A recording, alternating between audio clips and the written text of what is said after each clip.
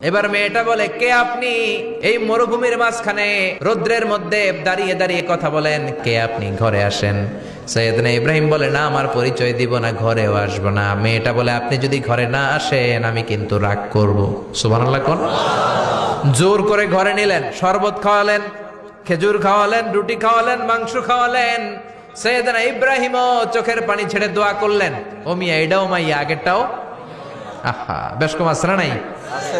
সৈয়দনা ইব্রাহিম মাথায় হাত বুলিয়ে দিয়ে দোয়া করলেন আর বললেন, তোমার স্বামী যখন বন থেকে ফিরে আসবে ফাকরাই আলাইহিস সালাম, তোমার স্বামীর একটা সালাম দিবা, ইয়ার বলবা ঘরের দরজার নতুন চৌকাঠ যেন জীবনেও না পাল্টায়। সৈয়দনা ইব্রাহিম ওনার ছেলে ইসমাইলরে দেখতে গেলেন। অনেক দিন পরে দেখতে গেলেন। ওই দিন বাড়িতে সৈয়দনা ইসমাইল বাড়িতে নাই, বনে গিয়েছে শিকার করার জন্য। বাড়িতে সৈয়দনা ইসমাইলের বিবি সৈয়দনা ইব্রাহিম ঘরের দরজার বাইরে থেকে সালাম দিয়ে বললেন, আসসালামু আলাইকুম। ভেতর থেকে কর্কশ গলায় একটা মেয়ে সালামের উত্তর দিয়ে বলল, ওয়া আলাইকাস সালাম। গলার মধ্যে কোনো মায়া নাই, মহব্বত নাই। জিজ্ঞেস করলো সৈয়দনা ইব্রাহিম, মা কেমন আছো? কাইফা হালুকি ইয়া উম্মি। মেয়েটা কয়, বেশি সুবিধার না। তোমাদের খাওয়া দাওয়া কেমন চলে? ভালো না। তোমার জামাই কই? বনে গেছে। এবার মেয়েটা বলতেছে, আমনে কেডা? সৈয়দনা ইব্রাহিম বলে, আমি কে চিনবা না?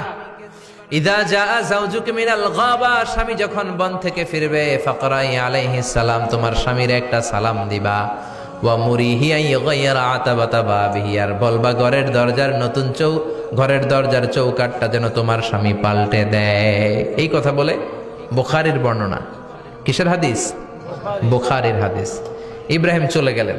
ইসমাইল আসার পরে বিবি বলতে আরম্ভ করছে, দুপুরবেলা একটা বুড়া আইছিল। বুড়া কে আইছিল? সৈয়দনা ইসমাইল বলে, কোন বুড়া আসছে? কি বলছে? বিবি বলে, আপনারে সালাম বলছে। ওয়া আলাইকুমুস সালাম। আর কি বলেছে? আর বলছে ঘরের দরজার চৌকাঠ যেন আপনি পাল্টে ফেলেন। এই কথা বলার